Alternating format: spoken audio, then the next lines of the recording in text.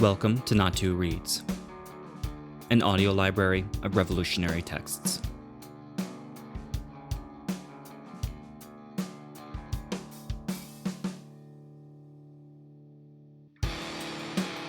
Scripting the Change. Selected writings of Anuradha Ghandy.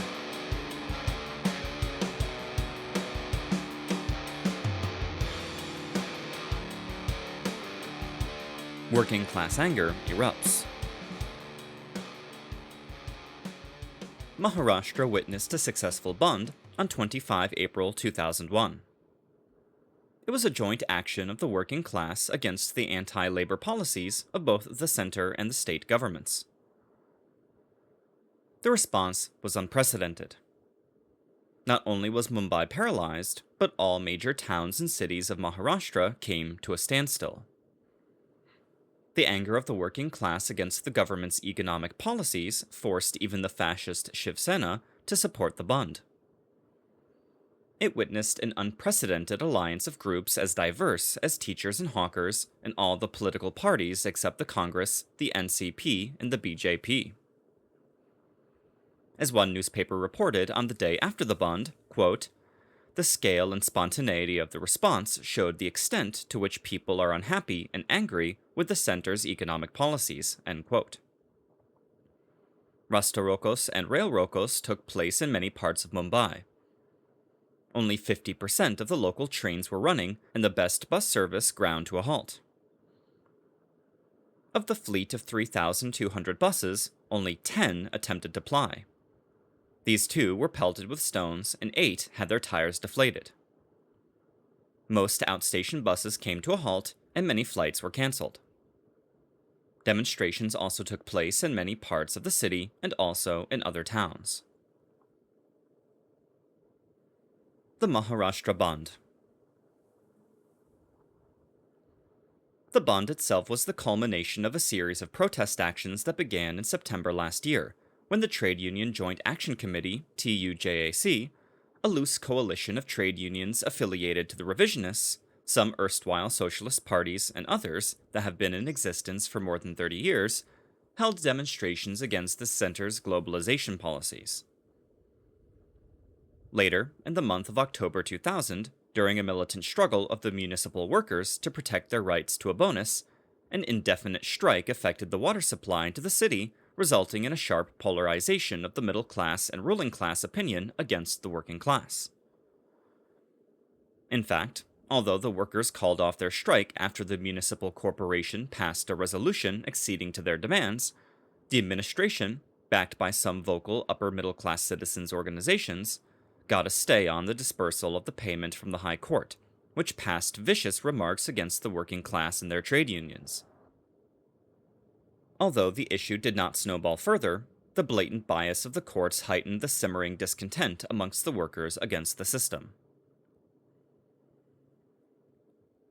Further mobilizations on related issues, the continued protests against the new economic policies, the struggle against the contract system, the continuing battle of the mill workers to save their jobs and for proper compensation after closures, the agitation by the state government employees against a proposed voluntary retirement scheme, etc., strengthened the foundations of a broad joint front of independent left and progressive trade unions under the banner of the Trade Union Solidarity Committee, which has been active in the city for nearly 15 years.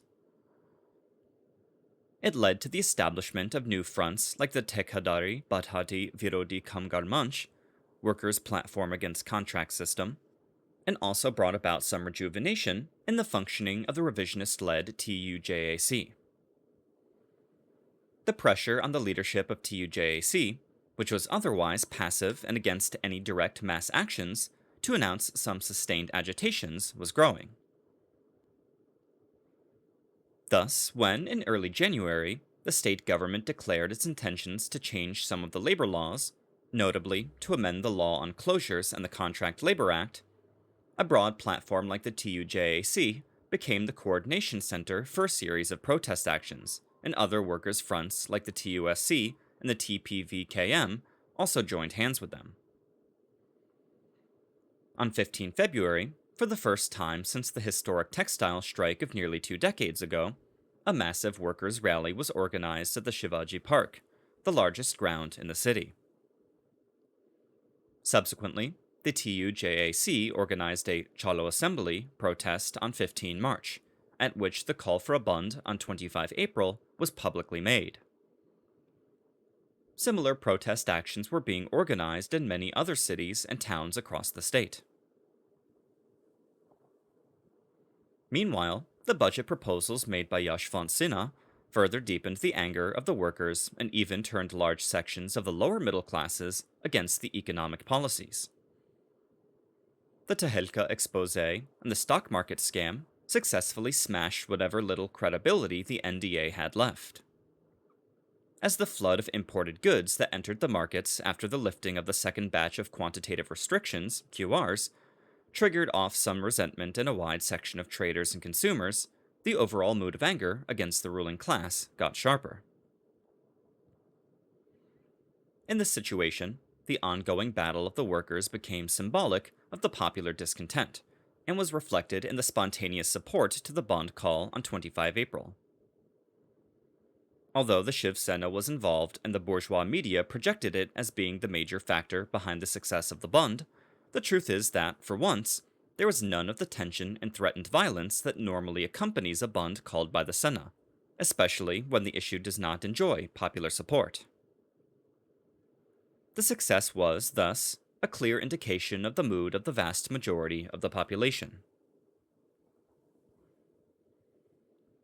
Soon after the state government announced its proposals to amend the labor laws, the Sena, which is the largest opposition party in the state, declared its decision to protest against the move and started a campaign against it. The Sena leadership was clearly hoping to opportunistically capitalize on the mood of the workers by declaring its opposition to the government's decision, a step it hoped would bear fruit in future elections. The polls to the Municipal Corporation of Mumbai are due next year, and workers constitute an important section of the electorate, and with coalitions at both the center and the state, the possibility of a snap poll at other levels can never be ruled out. The move appeared to have boomeranged when the NDA government, of which the Sena is a part, announced similar anti-working class measures as part of its budget from 2001 to 2. Having already launched its campaign, the Sena could hardly pull out at this stage without being badly exposed, and so went ahead with its own huge rally on 21 March. At this stage, pressure from below began to act on the leadership of both the TUJAC and the Sena. Factory-level leaderships in all unions, and the sentiment among the ordinary workers, pushed leaderships on both sides, perhaps somewhat against their will, to build a loose coalition of sorts, with some give and take on both sides. Thus, while the parliamentary left was forced to accept that this was a battle they would fight alongside the Sena, the Hindutva party was forced into extending its support to the bund already called by the TUJAC. The only change in the previously announced 13-point charter of demands was that the TUJAC agreed to modify its demand of Enron Hatao to reconsider Enron from the common platform, while continuing to raise the slogan under its own independent banner. Thus emerged the rather unique alliance between the two opposite sides of the parliamentary political spectrum, with a number of independent political forces participating as well. Following the bund, this loose coalition has jointly participated in a number of discussions with the government and has announced its intention to organize similar protests in other states as well.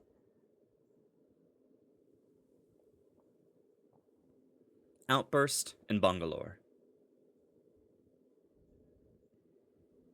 On 24 July, there was a fierce outburst of working-class anger in the sprawling Pina industrial estate. This was sparked off by a simple rumor that the Provident Fund (PF) office had decided that the workers who left service would not get their dues until they attained the age of 45. Although this was denied by the office, the violence continued unabated for the entire day, indicating the extent of the pent-up anger within the workers. From the morning itself, over 10,000 factory workers began gathering in front of the office of the Assistant Commissioner of the PF. Soon, the agitating workers blocked the main Bangalore-Pune highway and all peripheral roads, bringing traffic to a standstill. The crowd then stoned the PF office and ransacked it. As the violence escalated, the police resorted to lathi charges, bursting of tear gas shells, and even firing in the air. Pitched battles were fought, with the workers retaliating. Over 30 vehicles were set on fire, including 10 KSRTC buses, 2 trucks, a police jeep, and a truck carrying 4 new vans. Over 100 vehicles were damaged, and 20 police personnel were injured, including an inspector and the Assistant Commissioner of Police. Section 144 was clamped in the area, and over 100 workers were arrested. The agitation, which began in the morning, continued till late afternoon, with the workers launching another attack on the police at 3 p.m. Finally, the situation could only be brought under control by 4 p.m. Unprecedented attacks on the working class. Since the last decade of economic reforms, there have been unprecedented attacks on the working class. Never before in post-1947 India have the attacks been so ruthless and all-encompassing. Retrenchments, layoffs, wage freeze, contractualization of labor, cuts in workers' social welfare, reduction of PF interest, and now even changes in the labor laws have all pushed labor to the wall. Lakhs have been thrown out of jobs, and many more are in the firing line. The private sector companies are sacking workers by the thousands, the PSUs are rationalizing, and now even state and central government employees are being sacked. The finance minister has announced that the ministry plans to reduce its staff by as much as 10% in 3 years' time. According to a Business World survey of 72 of India's top companies, quote, job creation almost ground to a halt in the past 5 years, even though output, sales, and profits grew, unquote. In the same period, the total manpower strength of these companies recorded a mere 0.43% growth, while sales leaped by a massive 55%. In a city like Mumbai, employment in the manufacturing sector declined, from 7.3 lakh in 1981 to 82 to a mere 5.6 lakh in 1993 to 94.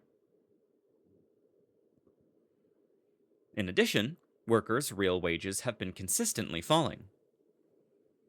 In the private corporate sector, wages, as a percentage of the net sales, declined from 6% in 1991 to 92 to 5.2% in 1997 to 98. The government's own yearbook of 1997 shows a sharp fall of wages in the manufacturing sector. If the index was 100 in 1983, it dropped to 70 by 1990 and to 46 by 1995, indicating that these workers earn less than half of what they did in 1983. Also, workers' welfare measures are being systematically cut. As it is, India has one of the lowest social security expenditures in the world. It was a mere 1.8% of the GDP compared to China's 3.6% and Iran's 6.1%. But even what exists is being further cut. PF will now get a much lower rate of interest, and health expenditure will have to be paid for. Workers' ESIS hospitals, health insurance, are languishing, where employers have not paid as much as 110 crore rupees of their share. Public hospitals are now introducing user charges. So, for example, the Maharashtra government has recently increased all rates in government hospitals by over 100%. Registration fees have increased from 2 to 5 rupees, while surgery charges have increased threefold. Notwithstanding the slowdown in the economy and the drop in sales growth, the increasing exploitation of labor resulted in big profits to the biggest industrial houses and huge salary hikes to the chiefs of these outfits. So, for example, in the first quarter of this financial year, aggregate profits from the top 10 companies shot up by 56%, 9,914 crore rupees, over the same period last year.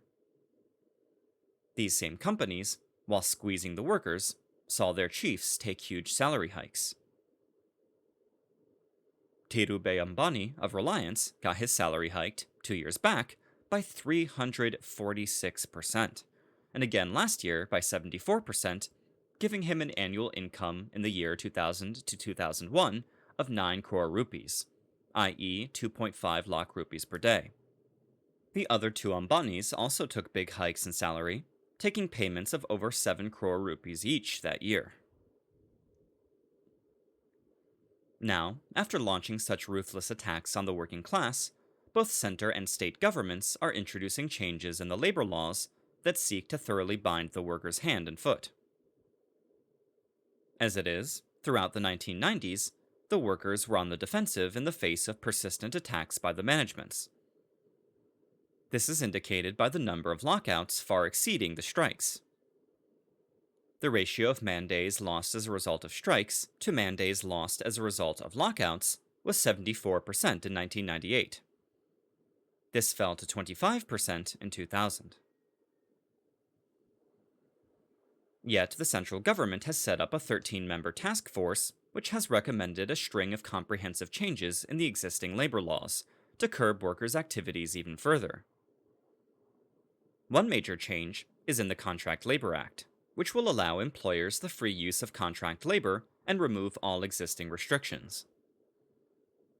It will also introduce labor flexibility, allowing the managements the freedom to hire and fire. It will also introduce curbs on strikes, wherein they must be preceded by a strike ballot. A strike would only take place if a majority of workers vote in favor of it. Bills drafted along the lines of this task force are planned to be introduced in the monsoon session of the Parliament.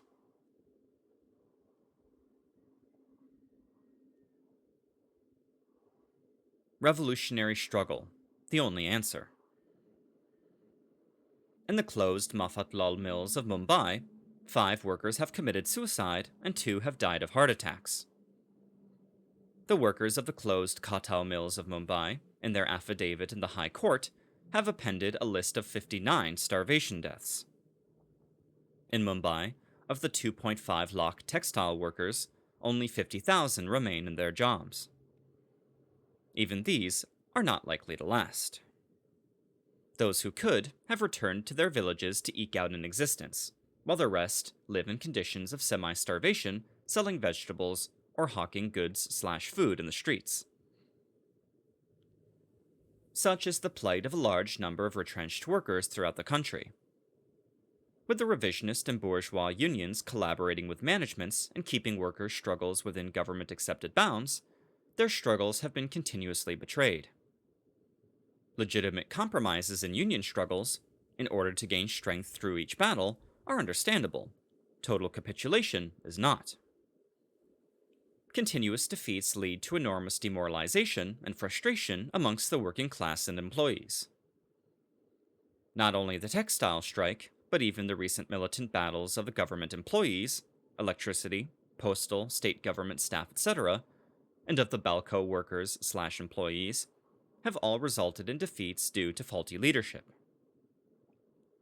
The revisionists, in spite of having a sizable following in all these sectors, failed to unite them in a common battle, allowing them to be crushed piecemeal. Besides, with the revisionist/bourgeois union leaders having immersed the workers and employees in decades of economism and legalism, their hitting capacity has been temporarily stunted. And now, faced with an all-out offensive by the employers and the government, they are, at present, ill-equipped to effectively fight back. Today, due to an intense pressure from below, the pro-establishment unions have been forced to take up some struggles, lest the parties that are backing them lose their vote banks. But compared to the extent of the attacks on them, these struggles have been very limited. Some have acted as mere safety valves to preempt further Bangalore-type outbursts. It is only through revolutionary leadership and forms of struggle that the present offensive can be systematically fought back. This has been proved by the historic struggles of the coal mine workers of North Telangana under the Sikasa, Singareni Karmika Samakya banner. No doubt, the growing unity of the workers, as reflected in the Maharashtra Band, is a positive step forward. this will have to be channeled in a revolutionary direction to be effective.